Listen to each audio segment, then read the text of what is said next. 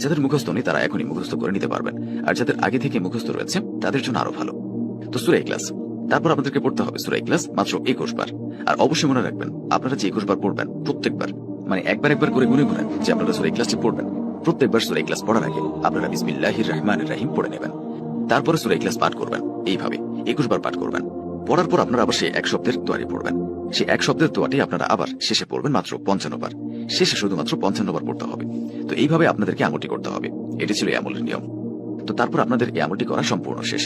আশা করি আপনারা এই আমলের সম্পূর্ণ নিয়ম বুঝতে পেরেছেন। যদি আপনারা এই নিয়ম অনুযায়ী এই আমলটি করতে পারেন, তাহলে আপনারা খুব তাড়াতাড়ি রেজাল্ট পেয়ে যাবেন। তাই আপনাদের কাছে অনেক বেশি রিজিক এবং বরকত চলে আসবে। কোনো প্রকার পেরেশানি আর থাকবে না আপনাদের কাছে। নিজেও এই আমলটি করুন এবং অন্যদেরকেও এই আমলটি করার সুযোগ করে দিন। এর সাথে সাথে যারা 5 ওয়াক্ত নামাজ আদায় করেন না, তাদের উদ্দেশ্যে বলছি, আপনারা অবশ্যই 5 ওয়াক্ত নামাজ আদায় করবেন। কেননা নামাজ ব্যতীত কোনো আমল কবুল হয় না।